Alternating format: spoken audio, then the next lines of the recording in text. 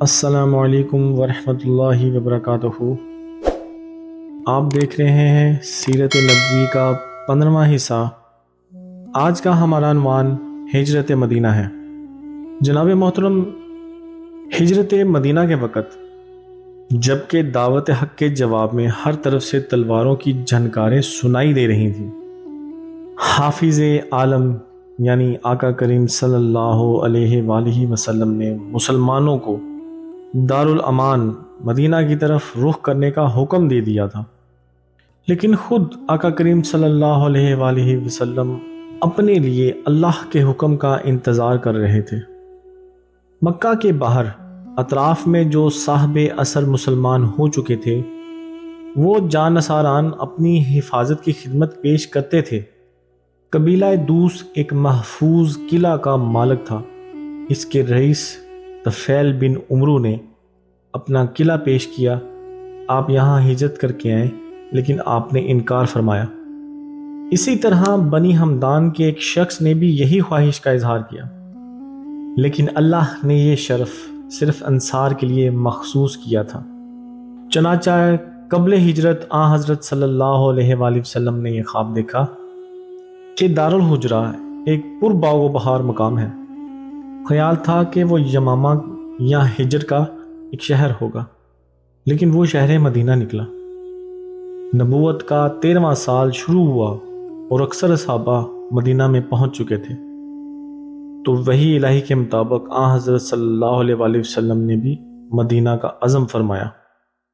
یہ داستان نہایت پر اثر ہے، اور اسی وجہ سے امام بخاری نے باوجود اختصار کے اس کو خوب پھیلا کر رکھا ہے، اور حضرت عائشہ رضی اللہ تعالیٰ کی زبانی لکھا ہے۔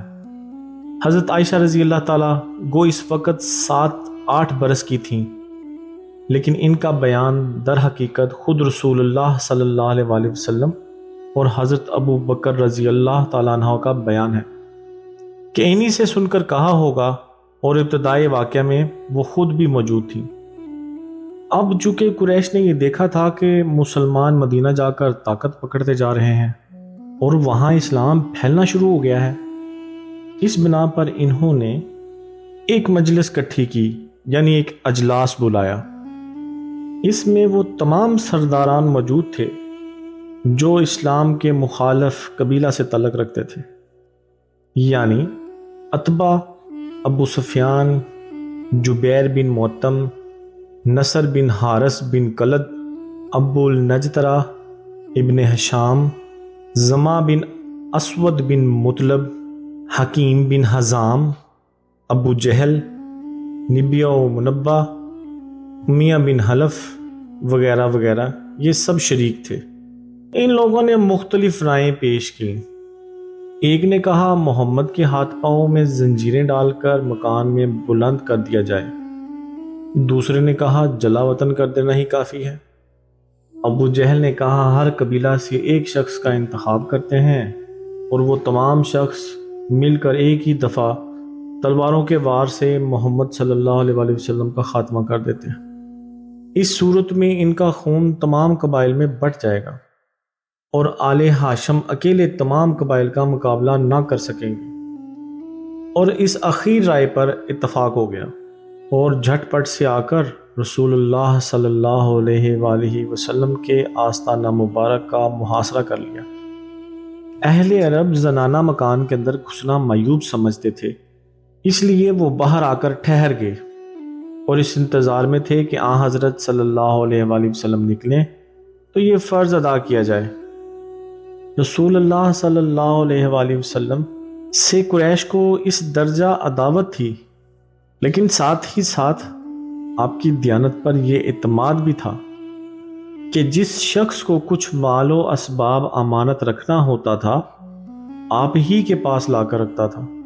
اس وقت بھی آپ صلی اللہ علیہ وآلہ وسلم کے پاس بہت سی امانتیں جمع تھیں۔ آپ صلی اللہ علیہ وآلہ وسلم کو قریش کے ارادہ کی پہلے سے خبر ہو چکی تھی۔ اس بنا پر حضرت علی رضی اللہ تعالیٰ عنہ کو بلا کر فرمایا کہ مجھ کو ہجرت کا حکم ہو چکا ہے، میں آج مدینہ روانہ ہو جاؤں گا، مگر تم میرے بستر پر میری چادر اوڑھ کر سو جاؤ۔ صبح کو سب کی امانتیں جا کر واپس دے آنا۔ یہ سخت خطرے کا موقع تھا۔ حضرت علی رضی اللہ تعالیٰ عنہ کو معلوم ہو چکا تھا کہ قریش آپ کے قتل کا ارادہ کر چکے ہیں، اور آج رسول اللہ صلی اللہ علیہ وآلہ وسلم کا بستر قتل گاہ کی زمین ہے، لیکن فاتح خیبر کے لیے قتل گاہ فرش گل تھا۔ ہجرت سے 2-3 دن پہلے رسول اللہ صلی اللہ علیہ وآلہ وسلم دوپہر کے وقت حضرت ابو بکر رضی اللہ تعالیٰ عنہ کے گھر پر گئے۔ دستور کے موافق دروازہ پر دستک دی۔ اجازت کے بعد گھر میں تشریف لے گئے۔ حضرت ابو بکر رضی اللہ تعالیٰ عنہ سے فرمایا، کچھ مشورہ کرنا ہے، سب کو ہٹا دو۔ بولے کہ یہاں آپ صلی اللہ علیہ وآلہ وسلم کے حرم کے سوا اور کوئی موجود نہیں۔ آپ صلی اللہ علیہ وآلہ وسلم نے فرمایا، مجھ کو ہجرت کی اجازت ہو گئی ہے۔ حضرت ابو بکر رضی اللہ تعالیٰ عنہ نے نہایت بےتابی سے کہا، میرے ماں باپ آپ پر فدا ہوں، کیا مجھ کو بھی ہمراہ ہی شرف حاصل ہوگا؟ ارشاد ہوا، ہاں۔ حضرت ابو بکر رضی اللہ تعالیٰ عنہ نے ہجرت کے لیے 4 مہینے سے 2 اونٹنیاں ببول کی پتیاں کھلا کھلا کر تیار کی تھیں۔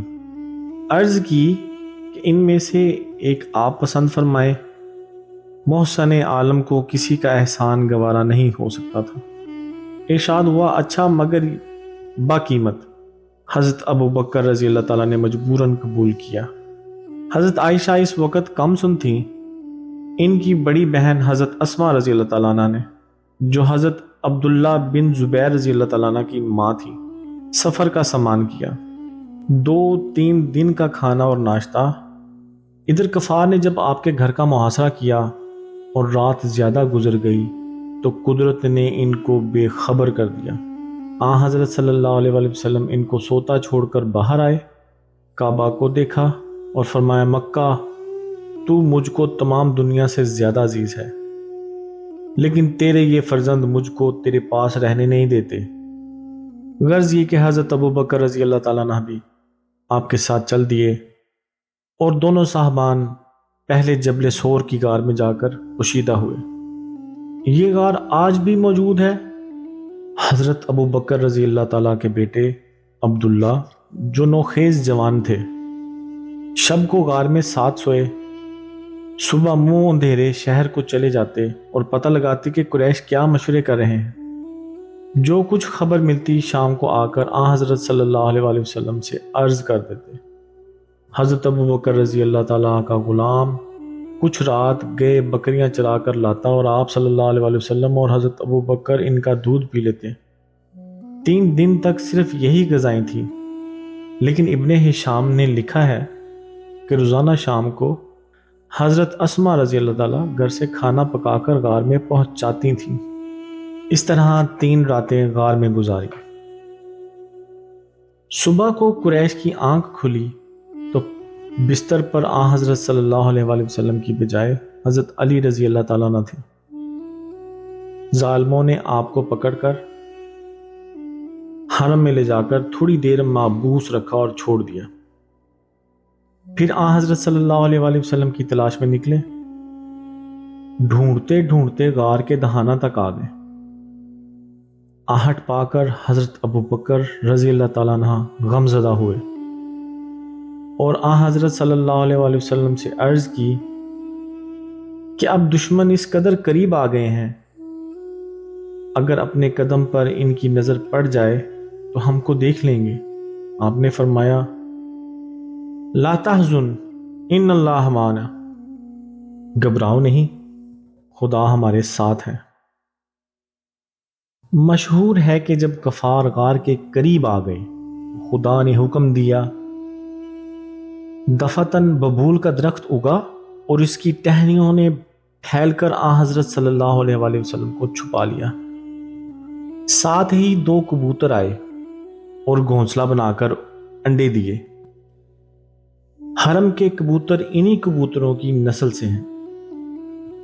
چنانچہ علامہ ذہبی نے میزان اعتدال میں اون بن عمرو کے حال میں یہ تمام اقوال نقل کیے ہیں اور خود اس روایت کا بھی ذکر کیا ہے۔ بہرحال چوتھے دن آپ غار سے نکلے عبداللہ بن عریقت ایک کافر جس پر اعتماد تھا رہنمائی کے لیے اجرت پر مقرر کر لیا گیا۔ وہ آگے آگے راستہ بتاتا جاتا تھا۔ ایک دن برابر چلے گئے، دوسرے دن دوپہر کے وقت دھوپ سخت ہو گئی تو حضرت ابو بکر رضی اللہ تعالیٰ نے چاہا کہ رسول اللہ صلی اللہ علیہ وآلہ وسلم سایہ میں آرام فرما لیں۔ چاروں طرف نظر ڈالی، ایک چٹان کے نیچے سایہ نظر آیا۔ سواری سے اتر کر زمین جھاڑی، پھر اپنی چادر بچھا دی۔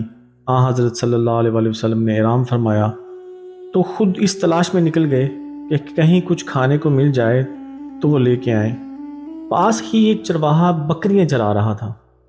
اس سے کہا کہ ایک بکری کا تھن گرد و غبار سے صاف کر دے، پھر اس کے ہاتھ صاف کرائے اور دودھ دھویا، برتن کے منہ پر کپڑا لپیٹ دیا کہ اس کے اندر گرد نہ جائے۔ دودھ لے کر حضرت صلی اللہ علیہ وآلہ وسلم کے پاس آئے اور تھوڑا سا پانی ملا کر پیش کیا۔ آپ صلی اللہ علیہ وآلہ وسلم نے پی کر فرمایا کہ کیا ابھی چلنے کا وقت نہیں آیا؟ آفتاب اب ڈھل چکا تھا، اس لیے آپ وہیں سے روانہ ہوئے۔ قریش نے اشتہار دیا تھا کہ جو شخص محمد صلی اللہ علیہ وآلہ وسلم یا ابو بکر رضی اللہ تعالیٰ عنہ کو گرفتار کر کے لائے گا، اس کو ایک خون بہا کے برابر یعنی 100 اونٹ انعام دیا جائے گا۔ سراقہ بن جاشم نے سنا تو انعام کے لالچ میں نکلا، عین اسی حالت میں کہ جب آپ روانہ ہو رہے تھے۔ اس نے آپ کو دیکھ لیا اور گھوڑا دوڑا کر قریب آ گیا، لیکن گھوڑے نے ٹھوکر کھائی، وہ گر پڑا۔ اب ترکش سے فال کے تیر نکالے کہ حملہ کرنا چاہیے یا نہیں، تو فال میں آیا نہیں، لیکن سونٹوں کا گرا بہانا معاوضہ ایسا نہ تھا کہ اس کو آسانی سے جانے دیا جاتا۔ دوبارہ گھوڑے پر سوار ہوا اور آگے بڑھا۔ اب کی بار گھوڑے کے پاؤں گھٹنوں تک زمین میں دھنس گئے۔ گھوڑے سے اتر پڑا اور پھر فال دیکھی، اب بھی وہی جواب تھا یعنی نہیں، لیکن اس تجربہ نے اس کی ہمت پست کر دی اور یقین ہو گیا کہ یہ کچھ اور آثار ہیں۔ چنانچہ حضرت صلی اللہ علیہ وآلہ وسلم کے پاس آ کر قریش کے اشتہار کا واقعہ سنایا اور درخواست کی کہ مجھ کو امن کی تحریر لکھ دیجیے۔ حضرت ابو بکر کے غلام عامر بن فہیرہ رضی اللہ تعالیٰ عنہ نے چمڑے کے ایک ٹکڑے پر فرمان امن لکھ دیا۔ حسن اتفاق یہ کہ حضرت زبیر رضی اللہ تعالیٰ شام سے تجارت کا معاملہ لے کر آ رہے تھے۔ انہوں نے حضرت صلی اللہ علیہ وآلہ وسلم اور حضرت ابو بکر رضی اللہ تعالیٰ عنہ کی خدمت میں چند بیش قیمت کپڑے پیش کیے جو اس بے سر و سامانی کے وقت میں غنیمت تھے۔ ابن سعد نے طبقات میں اس مقصد سفر کی تمام منزلیں گنائی ہیں۔ اگرچہ عرب کے نقشوں میں آج ان کا نشان نہیں ملتا، تاہم عقیدت مند صرف نام سے لذت یاب ہو سکتے ہیں۔ ادھر تشریف آوری کی خبر مدینہ میں پہلے پہنچ چکی تھی۔ تمام شہر ہمتن چشم انتظار تھا۔ معصوم بچے فخر و جوش میں کہتے تھے پیغمبر رسول صلی اللہ علیہ وآلہ وسلم آ رہے ہیں۔ لوگ ہر روز صبح سویرے اٹھ کر شہر سے باہر نکل کر ایک مجمع بنا لیتے اور دوپہر تک انتظار کرتے، حسرت کے ساتھ واپس چلے آتے تھے۔ ایک دن انتظار کر کے واپس جا چکے تھے کہ ایک یہودی نے قلعہ سے دیکھا اور قرائن سے پہچان کر پکارا کہ اے اہل عرب، لو تم جس کا انتظار کرتے تھے وہ آ گئے ہیں۔ تمام شہر تکبیر کی آواز سے گونج اٹھا۔ انصار ہتھیار سے سج دھج کر بے تابانہ گھروں سے باہر نکل آئے۔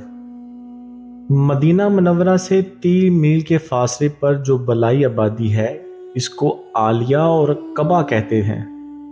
یہاں انصار کے بہت سے خاندان آباد تھے۔ ان میں سے سب سے زیادہ ممتاز عمرو بن عوف کا خاندان تھا اور کلثوم بن الحدم خاندان کے افسر تھے۔ حضرت صلی اللہ علیہ وآلہ وسلم یہاں پہنچے تو تمام خاندان نے جوش و مسرت میں اللہ اکبر کا نعرہ مارا۔ یہ فخر ان کی قسمت میں تھا۔ کہ میزبان دو عالم صلی اللہ علیہ وآلہ وسلم نے انہی کی مہمانی قبول فرمائی۔ انصار ہر طرف سے جوک در جوک آتے اور جوش و عقیدت سے سلام عرض کرتے۔ اکثر اکابر صحابہ جو حضرت صلی اللہ علیہ وآلہ وسلم سے پہلے مدینے میں آ چکے تھے وہ بھی انہی کے گھروں میں جاتے۔ چنانچہ حضرت ابو عبیدہ رضی اللہ تعالیٰ عنہ، مقداد، خباب، سہیل، صفوان، ایاز، عبداللہ بن مخرمہ، وہب بن سعد، معمر بن ابی سرا، عمیر بن عوف ابھی تک انہی کے مہمان تھے۔ جناب امیر حضرت صلی اللہ علیہ وآلہ وسلم کے روانہ ہونے کے 3 دن بعد مکہ سے چلے، وہ بھی آ گئے اور یہیں ٹھہرے۔ تمام مورخین اور ارباب سیر لکھتے ہیں کہ حضرت صلی اللہ علیہ وآلہ وسلم نے یہاں صرف 4 دن قیام فرمایا، لیکن صحیح بخاری میں 14 دن کا ذکر ہے، اور یہی قرین قیاس ہے۔ یہاں آپ کا پہلا کام مسجد کا تعمیر کروانا تھا۔ حضرت کلثوم رضی اللہ تعالیٰ عنہ ایک افتادہ زمین میں تھی جہاں کھجوریں سکھائی جاتی تھیں۔ یہیں دست مبارک سے مسجد کی بنیاد ڈالی۔ یہی مسجد ہے جس کی شان میں قرآن مجید میں ہے۔ وہ مسجد جس کی بنیاد پہلے ہی دن پرہیزگاری پر رکھی گئی ہے، وہ اس بات کی زیادہ مستحق ہے کہ تم اس میں کھڑے رہو۔ اس میں ایسے لوگ ہیں جن کو صفائی بہت پسند ہے اور خدا صاف رہنے والوں کو دوست رکھتا ہے۔ مسجد کی تعمیر میں مزدوروں کے ساتھ آپ صلی اللہ علیہ وآلہ وسلم خود بھی کام کرتے تھے۔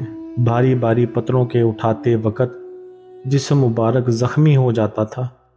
عقیدت مند آتے اور عرض کرتے ہمارے ماں باپ آپ پر فدا ہوں، آپ چھوڑ دیں، ہم اٹھا لیں گے۔ آپ ان کی درخواست قبول فرماتے، لیکن پھر اسی وزن کا دوسرا پتھر بھی اٹھا لیتے۔ حضرت عبداللہ بن رواحہ شاعر تھے، وہ بھی مزدوروں کے ساتھ شریک تھے۔ قبا میں اسلام کا داخلہ اسلام کے دور کا خاص ابتدا تھی، اس لیے مورخین نے اس تاریخ کو زیادہ اہتمام کے ساتھ محفوظ رکھا ہے۔ اکثر مورخین کا اتفاق ہے کہ یہ 8 ربیع الاول 13 نبوی تھی۔ محمد بن موسیٰ خوارزمی نے لکھا ہے کہ جمعرات کا دن اور فارسی ماہ 13 کی 4تھی تاریخ تھی۔ 14 دن بعد جمعہ کو آپ شہر کی طرف تشریف فرما ہوئے۔